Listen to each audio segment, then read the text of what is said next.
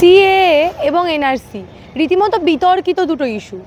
একেবারে এনআরসি এবং সিএএ নিয়ে আমাদের রাজ্যের শাসক শিবির বারংবার মানুষের মনে ঢুকিয়ে দেওয়ার চেষ্টা করেছে যে সিএএ নাগরিকত্ব কেড়ে নেবে। একেবারে আপনার আমার মতো সাধারণ নাগরিক আজও কিন্তু অনেকেই মনে করেন যে সিএএ এবং এনআরসি একই জিনিস। দুটোর মধ্যে যে তফাৎ রয়েছে এই ধারণাটাই অনেকে জানেন না। বর্তমানে যবে থেকে ইলেকশন কমিশন জানিয়েছে যে এসআইআর হবে, তারপর থেকে তো সোনায় সোহাগা, এসআইআর নিয়েও ভুল প্রচার একেবারে শুরু হয়ে গেছে।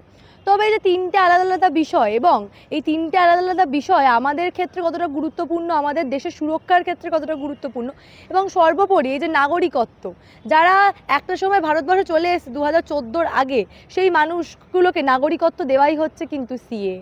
একেবারে তেমনটাই বারংবার সরকারের তরফে জানানো হয়েছে। তবুও আজও আপনার আমার মতো বহু সাধারণ মানুষ আদতে জানে না সিএএ কি, এনআরসি কি, এবং বর্তমানে সবচেয়ে গুরুত্বপূর্ণ রীতিমতো জ্বলন্ত ইস্যু এসআইআরটা কি। আজকে এটা নিয়ে আলোচনা করব যে এই এসআইআর যদি পশ্চিমবঙ্গে হয় তাহলে আদতে কি স্বচ্ছভাবে এসআইআর সম্ভব, বিজেপি কতটা প্রস্তুত। হ্যাঁ, অবশ্যই এই এসআইআরটা করছে ইলেকশন কমিশন, কিন্তু এই ক্ষেত্রে বিজেপির বুথ এজেন্টের অত্যন্ত গুরুত্ব রয়েছে। কারণ এই বিভিন্ন বুথে বুথে যে যখন তালিকা সংশোধন হবে, ভোটার তালিকা, সেই ক্ষেত্রে যে ডিএলও অর্থাৎ যে অফিসার থাকবেন তাকে কিন্তু সাহায্য করবে ডিএলএ অর্থাৎ এজেন্ট, এবং বিজেপির বুথ এজেন্টের এই যে কাজ সেটা কিন্তু অত্যন্ত গুরুত্বপূর্ণ। আজকে এটা নিয়ে আলোচনা করব। নমস্কার, আমি সানিয়া, দ্য নিউজ বাংলায় আপনাদের সকলকে স্বাগত। সামনে 26-এর নির্বাচন, এবং ঠিক এইবারের নির্বাচনটা 21-এর নির্বাচনকেও পিছনে ফেলে দেবে বলে মনে করা হচ্ছে। কারণ এই যে এবারে নির্বাচন কমিশনের তরফে একেবারে পরিষ্কার করা হয়েছে যে বিহারে যেমন এসআইআর হচ্ছে, পশ্চিমবঙ্গেও কিন্তু এসআইআর হবে। এসআইআর মানে আপনারা সকলেই জানেন, এই নিয়ে আমি বহু প্রতিবেদন করেছি, স্পেশাল ইন্টেন্সিভ রিভিশন। এই এসআইআরের মাধ্যমে রীতিমতো ভোটার তালিকা ঝাড়াই বাছাই চলছে। যারা মৃত ভোটার, ভুয়ো ভোটার, আমরা বিভিন্ন বুথ থেকে যেভাবে দেখতে পাই মৃত ব্যক্তিরাও এসে ভোট দিয়ে যান, প্রত্যেক নির্বাচনেই এই একই চিত্র আমরা দেখতে পাই। তবে এবারে সেটাকে রোধ করার জন্য নির্বাচনের কমিশনের তরফে স্পষ্ট বলে দেওয়া হয়েছে যে পশ্চিমবঙ্গ এসআইআর হবে। তবে প্রশ্ন হলো, পশ্চিমবঙ্গে যদি বিহারের মতো এসআইআর হয় তাহলে কি যথাযথভাবে এসআইআরটা কি হবে? কারণ বিহারের ক্ষেত্রে এই ক্ষেত্রে গুরুত্বপূর্ণ ভূমিকা রেখেছিল বিএলও, বিএলএ এবং একেবারে সরকারি কর্মচারীরা। এই মুহূর্তে আমাদের সঙ্গে রয়েছেন গোপাল গোয়ালি। দাদা, দ্য নিউজ বাংলায় আপনাকে স্বাগত। নমস্কার। প্রথম প্রশ্নই করব, এই যে এসআইআর করা হচ্ছে, শুরু থেকেই আমরা দেখতে পাচ্ছি মমতা বন্দ্যোপাধ্যায় এসআইআর এর বিরোধিতা করছেন। ঠিক কি সমস্যা বলে আপনার মনে হয়? এসআইআর এর বিরোধিতা উনি করতে পারেন না, সাংবিধানিকভাবে ওনার রাইট নেই। নির্বাচন কমিশনের থেকে নির্বাচন কমিশনের দ্বারা নির্বাচন করানোর পর সেই নির্বাচনে উনি জয়ী হয়ে সেই সার্টিফিকেট নিয়ে, নির্বাচন কমিশনের দেওয়া সার্টিফিকেট নিয়ে উনি শপথ গ্রহণ করেছেন, এবং তার সাথে সাথে উনি সংবিধানের উপরে শপথ নিয়েছেন। তো সেই জায়গাতে দাঁড়িয়ে যদি উনি নির্বাচন কমিশনের এই কর্মকাণ্ডের বিরোধিতা করেন, তাহলে এই কর্মকাণ্ডের বিরোধিতা করার ওনার কোনো এখতিয়ার নেই। সেক্ষেত্রে নির্বাচন কমিশন ওনার বিরুদ্ধে যথাসাধ্য ব্যবস্থা নিতে পারে। সেই জায়গাতে দাঁড়িয়ে উনি যেটা করছেন, উনি উস্কে দিতে চাইছেন মানুষকে, উনি পশ্চিমবঙ্গের আপামর মানুষকে ভুল বোঝাতে চাইছেন, এবং উনি নিজেও জানেন যে উনি অফিসিয়ালি ওনার সরকারের পক্ষ থেকে এসআইআরের বিরোধিতা করতে পারবেন না। তার কারণ, যদি উনি বিরোধিতা করতে যান তাহলে নির্বাচন কমিশন চাইলে একটি রাজনৈতিক দলকেও ব্যান করতে পারে।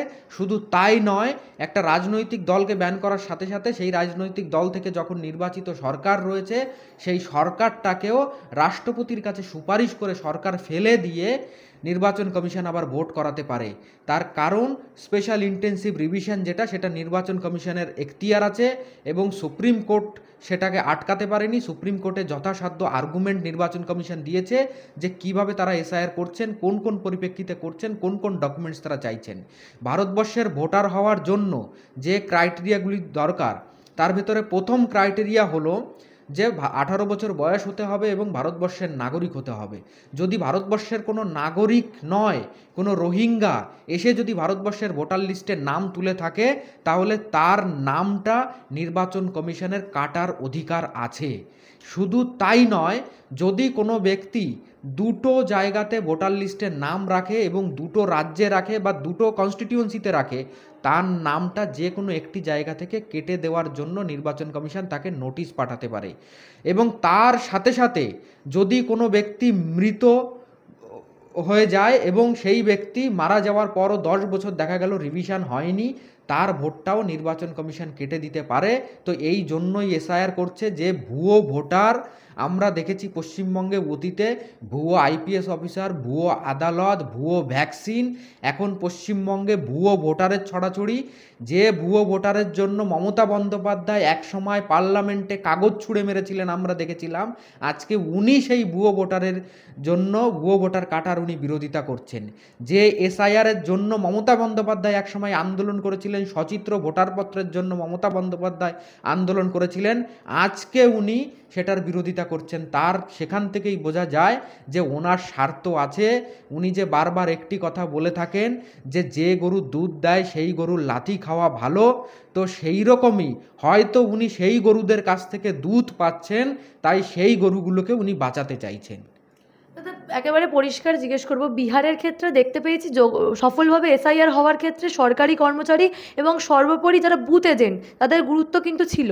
ফলে আমাদের পশ্চিমবঙ্গে যখন এসআইআর হবে, বিজেপির যে বুথ এজেন্ট, আমরা জানি 80,000 বুথের মধ্যে 40,000-এ বিজেপির বুথ এজেন্ট রয়েছে, সেই দিক থেকে দাঁড়িয়ে আপনারা কতটা প্রস্তুত এবারে যোগ্যভাবে এসআইআর করার ক্ষেত্রে? 90% জায়গাতে, 80,000 বুথের ভেতরে 90% বুথে ভারতীয় জনতা পার্টির বুথ লেভেল এজেন্ট 2 অর্থাৎ বিএলএ 2 থাকবে এবং তারা বিএলওর সঙ্গে ঘুরে ঘুরে বিএলওকে গাইড করে তারা কাজ করবে। শুধু তাই নয়, যে 10% বুথে হয়তো আমরা থাকতে পারবো না, সংখ্যালঘু ডমিনেটেড, সেখানে আমরা বাইরের বুথ থেকে, যেখানে আমাদের 10% বুথে আমাদের কার্যকর্তা হয়তো কম, আমাদের সংগঠন দুর্বল, সেখানে আমরা বাইরের কোনো বুথ থেকে, স্ট্রং বুথ থেকে আমরা কোনো কার্যকর্তাকে লাগাবো বিএলএ 2 হিসাবে এবং সে বিএলওর সঙ্গে থেকে কাজ করবে। এবং যদি কোনো বিএলও বুথ লেভেল অফিসার যদি পক্ষপাতিত্ব করে এবং কোনো ইলেকট্রাল রেজিস্টার অফিসার বা কোনো ব্লকের ওসি ইলেকশন বা কোনো এসডিও অফিসের ওসি ইলেকশন যদি পক্ষপাতিত্ব করে, তাহলে গত 2 দিন আগে 2 জন সরকারি আধিকারিকের বিরুদ্ধে নির্বাচন কমিশন কিভাবে নোটিশ জারি করেছে আপনারা দেখতে পেয়েছেন। সেভাবেই আমরা তাদের বিরুদ্ধে কমপ্লেন করব এবং তাদের যাতে সেই প্রসেস থেকে বাদ দেওয়া হয় এবং তাদের বিরুদ্ধে যাতে নোটিশ জারি করা হয়, সেই বিষয়ে আমরা ভারতীয় জনতা পার্টির পক্ষ থেকে ধ্যান রাখব। দাদা, আমরা আরেকটা গুরুত্বপূর্ণ ইস্যু হচ্ছে এনআরসি এবং সিএ। এই দুটো বিষয়কে একেবারে বারংবার গুলিয়ে দেওয়ার চেষ্টা করছে আমাদের শাসক শিবির। বারংবার যেমনটা বলা হচ্ছে যে এই এনআরসি হলে আমাদেরই যারা ভারতবাসী তারাই বিপদে পড়বে, কিন্তু আদতে তো এনআরসি আর সিএ দুটো আলাদা বিষয়, দুটো তো একই বিষয় নয়। 1955-র যে সিটিজেন অ্যামেন্ডমেন্ট অ্যাক্ট, সেটার পরবর্তীতেই সিএ করা হয়। যদি একটু দর্শকদের বলে দেন যে ঠিক কতটা গুরুত্বপূর্ণ এবং কিভাবে অ্যাপ্লাই করা যাবে, মানে কিভাবে প্রসেসগুলো একটু। সিএ এবং এনআরসি দুটি বিষয় এক নয়। এনআরসি হলো ভারতবর্ষের নাগরিকদের একটা তালিকা, ন্যাশনাল রেজিস্টার অফ সিটিজেনদের একটা রেজিস্টার বুক এক কথায়। তো সেইটা ভারতবর্ষে 1951 সালে তৈরি হয়েছিল এবং 1951 সালে তৈরি হওয়ার পর বিভিন্ন রাজ্য সেটাকে আপডেট করেছে। পশ্চিমবঙ্গে এখনো পর্যন্ত আপডেট হয়নি। 1955 সালের যে নাগরিকত্ব আইন আছে, সেই নাগরিকত্ব আইন অনুসারে যারা পড়বেন তাদের নাম অটোমেটিক্যালি এনআরসিতে আপডেট হয়ে যাবে, ন্যাশনাল রেজিস্টার, সেই রেজিস্টার বুকে তার নাম আপডেট হয়ে যাবে। কি করে আপডেট হবে? যে ভারতবর্ষে যে জন্ম নিয়েছে, জন্মসূত্রে ভারতবর্ষের নাগরিক 1987 সাল পর্যন্ত যারাই ভারতবর্ষে জন্ম নিয়েছে তারা ভারতবর্ষের নাগরিক। 87-র পরে যারা 2004 পর্যন্ত ভারতবর্ষে জন্ম নিয়েছে, তাদের মা বা বাবা একজন যদি ভারতবর্ষের নাগরিক হয়, সেক্ষেত্রে তার নামটাও এনআরসিতে ইনক্লুড হয়ে যাবে এবং সেও ভারতবর্ষের নাগরিক হিসাবে গণ্য হবে। যদি 2004-এর পরে যদি তার জন্ম হয়, সেক্ষেত্রে মা এবং বাবা দুজনই যাতে ভারতবর্ষের নাগরিক হয়, দুজনই যদি ভারতবর্ষের নাগরিক হয়, সেক্ষেত্রে তার নামটা আবার সেই এনআরসি লিস্টে অটোমেটিক্যালি চলে যাবে এবং সে ভারতবর্ষের নাগরিক হিসাবে গণ্য হবে। এটা হলো এনআরসির আপডেশন। সিএ বিষয়টা সম্পূর্ণ আলাদা। সিএ বিষয় হলো, আমরা জানি যে পশ্চিমবঙ্গ দেশভাগের বলি, এই বাংলাটা খণ্ডিত হয়েছিল দেশভাগের সময়ে, পূর্ববঙ্গ পশ্চিমবঙ্গ হয়েছিল এবং শুধু তাই নয়, ওপারে পাঞ্জাব গুজরাট যে সীমানা, সেখান থেকে পাকিস্তান ভাগ হয়েছিল। তো সেই দেশগুলি থেকে, পাকিস্তান, বাংলাদেশ এবং আফগানিস্তান থেকে যে ধর্মীয় সংখ্যালঘুরা অত্যাচারিত হয়ে ভারতবর্ষে এসছে তাদেরকে নাগরিকত্ব দেওয়ার আইন। সেই নাগরিকত্ব দেওয়ার কথা ডক্টর বাবা সাহেব আম্বেদকর বলেছিলেন যে এই ব্যক্তিগুলো যখন মিসপ্লেসড হয়ে ভারতবর্ষে আসবেন তখন তাদেরকে নাগরিকত্ব দিতে হবে। জওহরলাল নেহেরু পর্যন্ত বলেছিলেন যে এই ব্যক্তিগুলোকে নাগরিকত্ব ভবিষ্যতে দেওয়া হবে। কিন্তু 70 বছর দেশ স্বাধীন হওয়ার পরেও কোনো সরকার এই ব্যক্তিগুলোর নাগরিকত্বের জন্য কোনো আইন আনেনি এবং কোনো ব্যক্তিকে নাগরিকত্ব দেওয়ার বিন্দুমাত্র চেষ্টা পর্যন্ত করেনি।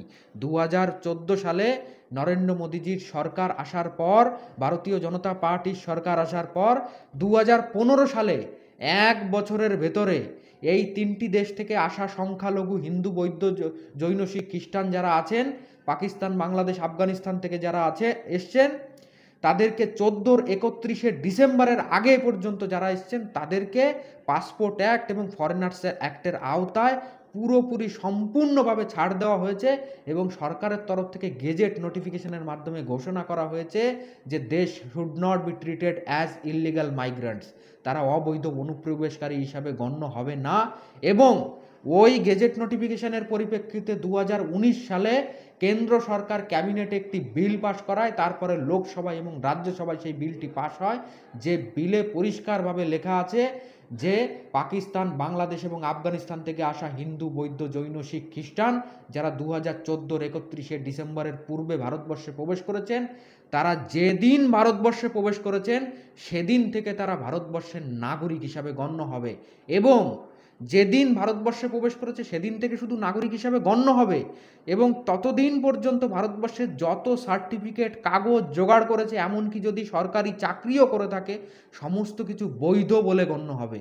এই যে একটা আইন ভারত সরকার এনেছে উদ্বাস্তুদের মুক্তির জন্য, তার জন্য সমস্ত উদ্বাস্তু সমাজ এবং ভারতীয় জনতা পার্টি ভারত সরকারের প্রতি চিরকৃতজ্ঞ।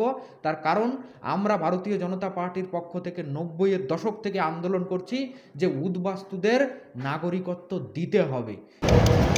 গোপাল গোয়ালি, যার বক্তব্য আপনারা শুনলেন, তিনি হচ্ছেন বাগদা অঞ্চলে রীতিমতো সিএএ নিয়ে মানুষের মনে সচেতনতা বৃদ্ধি করেছেন।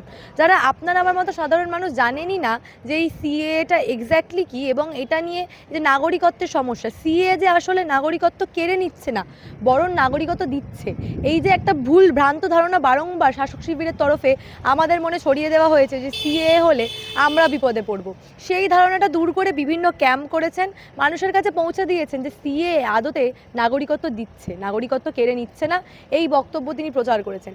তার বক্তব্য আপনাদের শোনালাম যে ঠিক কীভাবে এসআইআরকে নিয়েও ভুল বোঝানো হচ্ছে এবং আদতেও আমরা সরাসরি প্রশ্ন করেছিলাম যে যদি সঠিকভাবে এসআইআর হয় পশ্চিমবঙ্গে, তার জন্য বিজেপি কতটা প্রস্তুত। তার উত্তরেও তিনি কি বলেছেন আপনারা শুনলেন। এখন সর্বোপরি প্রশ্ন হলো, যখন সত্যি সত্যি পশ্চিমবঙ্গে এই এসআইআর হবে, যেমনটা তিনি বললেন যে তারা প্রস্তুত, বিভিন্ন বুথে এজেন্টকে নিয়ে তারা কোন এজেন্ট যাবে সেটাও তারা একেবারে প্রস্তুত, সেই জায়গা থেকে দাঁড়িয়ে যদি সত্যি বিজেপি যথাযথভাবে কাজ করে, ঠিক জায়গায় ঠিক এজেন্ট দেয়, তাহলে কি আমাদের রাজ্যে সত্যি ভোটার তালিকা সংশোধন হবে, সঠিকভাবে এসআইআর হবে?